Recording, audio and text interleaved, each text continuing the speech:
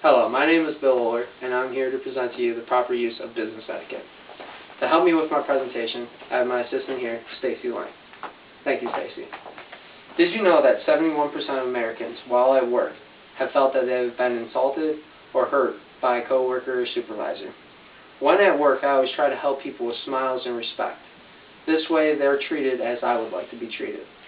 Also, this creates customers who will return and do future business with the company. When getting hired at a job, employers not only look at qualifications but how you present yourself. The ability to act professional will give advantages for promotions and longevity with the company. To excel business etiquette, you should focus on Step 1, using polite and respectful words.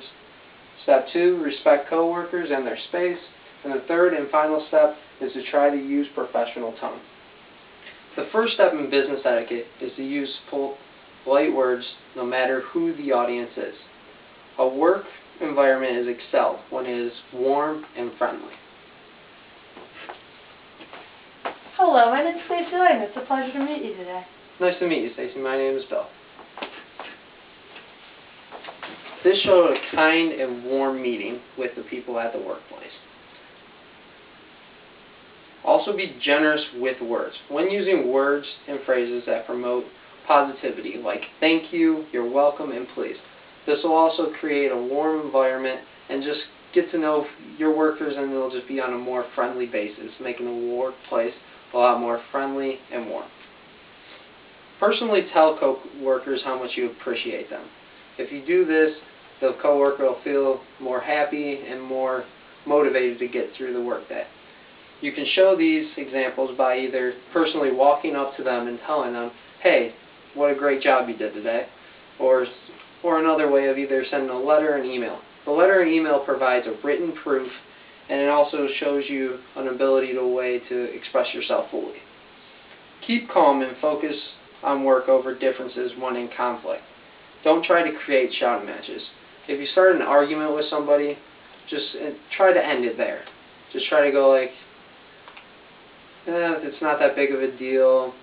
We can get over it. Let's try to focus on work and get the work done today. This way that the work atmosphere is easier to get along in, and because at the end of the day, the problem isn't that big of a deal. In addition to using polite words, you can show business etiquette by respecting coworkers' space. Everyone likes to be treated nice and having their possessions respected, so make sure you return the favor. Now, with the help of Stacy, we're going to show you the right and wrong way to respect coworkers' space and their property.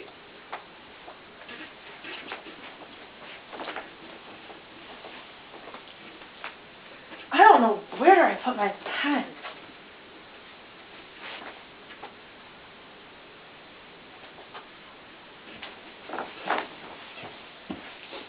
Okay, now this first step showed you the wrong way of doing this. She went around looking for a pen, couldn't find it, so instead she took from Bill's workspace his pen and his stuff. She should have asked him nicely and did a more appropriate way of doing it. Here's the second way, the more appropriate way of going around doing that.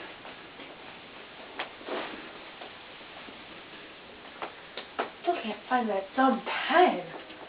Excuse me, Phil. Is it okay if I borrow a pen? Oh yeah, here you go, Stacy. Just please return when you're done. No problem. Thank you so much. No problem. Have a nice day. You too. Okay, this way was a more proper way of showing it because she respected my space, and it just creates a warmer atmosphere and makes me want to do, well, not do, but help her out with her problem. Always make sure that you respect coworkers' space.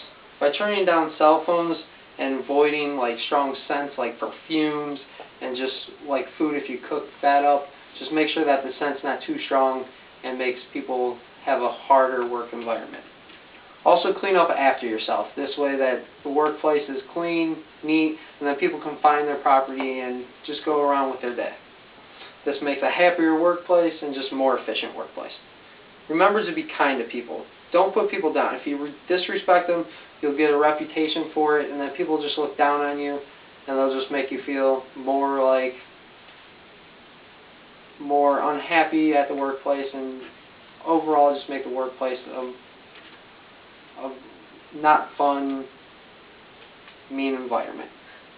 Don't be rude, even if colleagues are making jokes about others. Don't join in. Always try to be the better person and take the step up. Dude, did you hear about Tommy's sixth toe? Oh my, he's such a freak. Alright, in this case, you have two options. You can either go option one, where I could stand with Stacy and just talk about how Tommy, he's a freak, he has a big toe, and he's an alien, just go on and on, just putting down Tommy. And I mean, Tommy may never hear this, but you just know that you're putting down your coworkers. Or you have option two, where I could stand there and just tell her straight to her face, go like, Tommy's a great worker, and he should be appreciated for the work that he does and how hard and motivated he works. The final way to create proper business etiquette is show professionalism. That's the third and final step.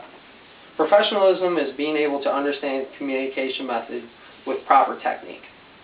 Communication methods need to be understood and presented proper to have proper business etiquette. When speaking, make sure you sound educated. Avoid slang, profanity, and don't speak in uptalk.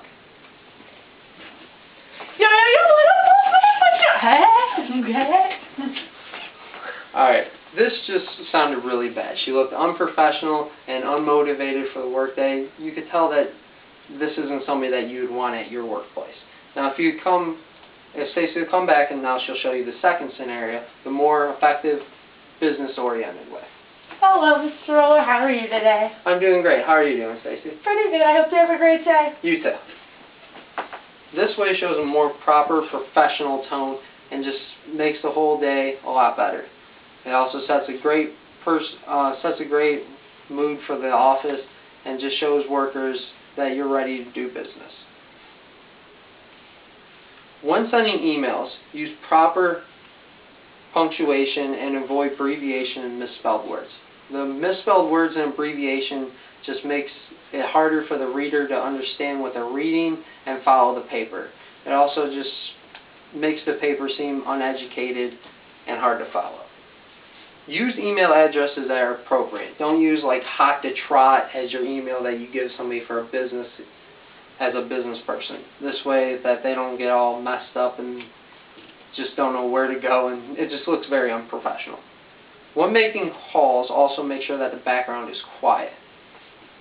When the background's quiet, you're able to talk and be heard and understood. When leaving a voicemail, make sure you leave your name, your number, and provide instructions for leaving the messages.